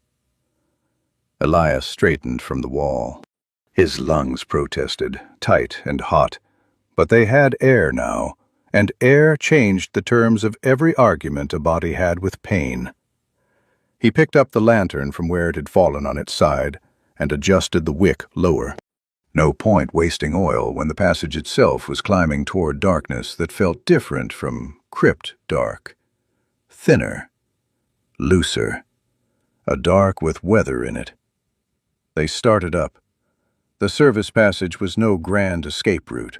It had been built for workers moving jars of oil and rolls of burial cloth, not for flight. The ceiling stayed low enough that Elias had to hunch, and even Risha bowed her head under the worst of the crossbeams. The floor pitched upward in uneven runs, stone worn slick by old runoff and newer seepage. Twice Elias's boots slid, and twice Risha's hand found the back of his harness before he could fall. She did not comment on it. Neither did he. There was no room left for pride in a place that kept trying to kill them by inches. Behind them, the door burst. Not all at once. First came the sharp report of one hinge tearing free. Then the lower plank split with a wet crack where the root dust had settled into the grain. Then the whole thing gave way under the weight of the dead, collapsing inward in a clatter of iron straps and rotten wood. The noise filled the service stair, rolled up the walls, and turned the narrow space behind them into a funnel for pursuit. Elias did not turn. He had spent too many hours below ground to waste vision on the exact shape of what was chasing him. Sound was enough. He heard the scrape of bronze against stone, the broken rhythm of too many feet finding the same stair at once, and beneath it all, the dry clicking of the colony driving them upward like tools. "Faster," Risha said. He almost answered that he was already moving as fast as his lungs allowed, but the words would have cost breath he could spend on climbing. So he kept the lantern high and kept going. The passage bent left, then rose in a final run toward a square of dim gray ahead. Not lantern light. Not fungus glow. Real light, weak and wide. A hatch opening stood at the top, half blocked by roots that had pushed in from outside. But these were ordinary roots, fed by soil and rain instead of the colony's hunger. Risha saw the difference at the same moment he did. She shifted the pillar to both hands and drove it upward into the blockage. Wet earth broke loose. Root strands snapped. A slab of turf and stone gave way, and cold night air poured down the passage so suddenly Elias stopped breathing for a heartbeat just to feel it. It hit his face through the mask with the smell of grass, mud, distant water, and a world that had no right to still exist after the dark below. Risha climbed through first, not to save herself, to clear the opening. She hauled the pillar out, turned, and reached down. Elias caught her forearm and let her pull him up the last 2 steps and out of the hatch onto damp ground. The night hit him whole. He staggered forward 2 paces onto grass slick with dew and dropped to his knees. The lantern slipped from his hand and rolled into the weeds, still lit. He clawed at the buckles of his mask with fingers that had gone clumsy from cold and strain. One clasp stuck. He tore it loose. Then the seal gave, and he pulled the leather away from his face. The first breath of open air hurt, not because it was foul, because it was clean enough to show him, all at once, how hard he had been working for every breath below. The cold wind rushed into his chest and found every scar the mine had left him. He coughed hard, bent over his own ribs, and then dragged in another breath anyway, then another. The grass under his hands was wet and real. The mud smelled alive. Somewhere close, crickets had the nerve to go on with their small, useless music, as if crypts did not collapse and dead kings did not rot under the ground. Behind him, Risha stepped clear of the hatch and turned back toward it. The earth was already sinking. The service opening had burst through a low rise beside the ruins, hidden under nettles and a shelf of stone. Now the ground around it trembled in widening rings. Fine dirt slid inward. Roots shivered. From somewhere deep below came a long, grinding roar as the broken supports and sealed chambers began to give way to their own weight. The colony had spread through the crypt like rot through wet timber. Once its core paths broke, everything else followed. Risha did not move away. Moonlight found her where she stood at the edge of the opening, pillar planted beside her like a marker. The bronze of her armor was scarred, blackened, and half strapped together with cut leather. The bandage at her ribs had gone dark where the climb tore at the stitches. Dust marked one side of her face. She looked down into the failing earth with no triumph in her posture, no warrior's satisfaction, only a long stillness, as if some part of her had expected to hear orders from below and could not yet accept the silence instead. Then the slope folded. The hatch mouth collapsed inward in one heavy rush. Stone dropped, turf followed. A plume of dust and old spores blew up into the moonlight and then thinned in the wind. The ground settled by degrees. The roar from below dwindled to scattered cracks, then to nothing at all. Elias wiped his mouth with the back of his wrist and forced himself upright to sit back on his heels. His chest still burned, but the burning had changed. It was no longer the sealed panic of bad air. It was the raw ache that came after surviving. A better pain, one that belonged to the living. Risha lifted her face then, not to him, but to the sky above the ruins. The moon hung over the broken stones in a pale curve, thin and clear. She stood under it without speaking, as if she had not looked that far upward in a very long time. The grass bent under the wind, and then stood again. Elias sat where the hill allowed, one knee up, one hand braced in the damp earth, and let his breathing settle by slow degrees. The night had depth to it, real depth. Not the cramped kind underground, where every breath hit stone and came back wrong. Out here, the air kept moving after he exhaled, carrying the heat off his face, drying the sweat at his neck, slipping through the torn edge of his coat. His lungs still hurt. They always would. But the hurt had loosened. It no longer felt like a hand closing. The lantern had rolled into a patch of weeds and gone dim. He crawled the short distance to fetch it, more from habit than need. His fingers found the brass handle cold with dew. He turned the wick down until the flame was no more than a bead, then set the lantern beside his satchel. The little clicks of metal on metal sounded almost domestic after everything below. Small tools, small sounds. Proof that hands could still do careful work in a world that preferred breaking things. Behind him, Risha remained by the place where the hatch had caved in. The dust had settled. The hill looked almost ordinary now, if a man had not watched it collapse. A sag in the turf, fresh cracks in the stone shelf, nettles bowed under a coat of gray powder.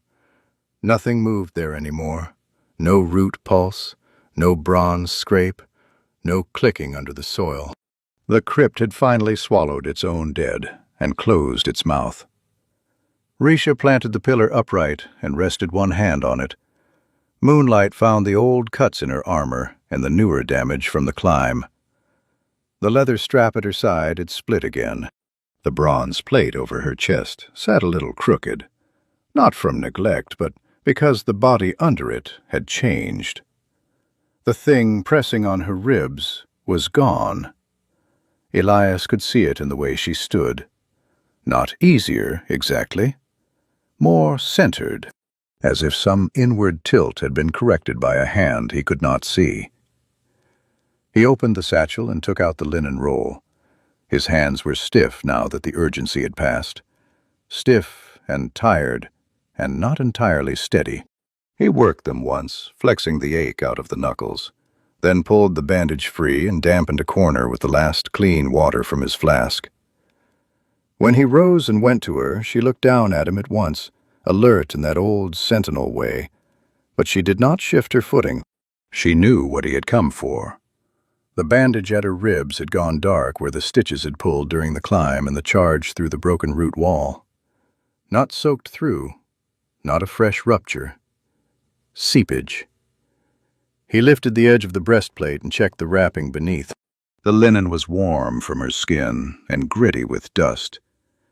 He unwound it carefully, one pass at a time, the night wind moving over his bare hands. The stitches had held, 4 small knots still tight. The skin around them was angry from strain, but closed. He cleaned the dried blood away with the damp cloth, wiped the dust from the thread, and laid a fresh strip over it. Risha stood without comment, looking out over the ruin field while he worked. That was trust, too, though it wore a quieter face than the surgery in the alcove. No iron stillness now. No challenge in it. Just the ordinary acceptance of another pair of hands doing what needed doing. He tied the knot at her side and pressed the end flat. She glanced down then, not at his face, but at the bandage itself, checking the tension with the practiced eye of someone who had lived too long around wounds to romanticize any of them. Satisfied, she drew the breastplate back into place and tightened the broken strap as far as it would go. For a while they said nothing. The ruins around them held the silence of old places after rain. Blocks of stone lay half sunk in the hill, outlines of walls that had once stood higher. Moss caught along the edges. Farther off, black trees ringed the clearing, their trunks moving in and out of moonlight as the clouds thinned. Somewhere down the slope, a trickle of water ran over rock. Elias listened to it and thought how strange it was that water could sound innocent when it had spent the last hours trying to drown him in the dark. He sat again, slower this time, and began repacking what remained of his tools. The empty sulfur vial went into one pouch, the used thread wrappers into another, shears folded, scalpel wiped and wrapped in oilskin, nothing wasted, even now. He had lived too long by salvage to leave a good instrument dirty just because he was tired. As he worked, he felt Risha watching once or twice, not in suspicion, but with that same puzzled attention she had given the sage smoke and the mask and every other small human ritual of survival. There was not much left to pack. The satchel felt light when he closed it, too light. Most of what had made him useful underground had been spent below the hill. Compounds gone, filters nearly done. Even the mask had a tear at one seam where he had ripped it loose in the grass. He touched the damaged edge with his thumb and let his hand fall. Risha lowered herself to the ground across from him with the care of someone measuring what her healing ribs would tolerate. The earth sank a little under her weight. She rested her forearms on her knees and looked at the collapsed hatch, then at the tree line beyond it, then finally at him. Her face in the moonlight had lost the fever's shine. The gray of her skin looked like skin again, not ash stretched over stone. When she spoke, her voice came rough from smoke and old discipline, but no longer from the colony's grip. "The watch is over." Elias followed her gaze to the hill. It was not hard to understand what the words cost. An oath could outlive the king who demanded it. It could outlive the walls built to hold it. Sometimes it outlived the person forced to carry it. He had seen smaller versions of the same thing in mining towns, in field hospitals, in men who kept obeying orders long after the war that birthed those orders had rotted away. The dead always asked for one more year if someone was foolish enough to keep listening. He closed the satchel flap and rested both hands on it. "Good," he said, and nothing more. She considered that with the same grave attention she brought to a root or a wound. Then she lifted one hand to the bandage at her ribs, not pressing on it, only feeling the clean linen there under the bent edge of bronze. Her mouth shifted by the smallest amount. Not a smile, something drier, more private. The wind moved again, carrying the smell of wet grass down from the slope and the colder scent of open country beyond the ruins. A path led away through the broken stones, little more than a game trail under nettles and moonlight, but it was there. Elias looked at it, then at the satchel, then at the woman who had spent too many years standing in the same patch of dark for the sake of bones that were now dust beneath a fallen hill. He got to his feet with a wince he did not bother hiding. Risha rose after him and pulled the pillar free of the ground. For a moment they stood side by side, facing the path, neither hurrying to claim what came next. The night did not offer promises. It offered distance, weather, sore lungs, half-broken armor, and the practical problem of where to sleep before dawn. That was enough. More than enough. Elias lifted the lantern. Risha adjusted the strap across her chest. Then they left the buried crypt behind and walked into the wind.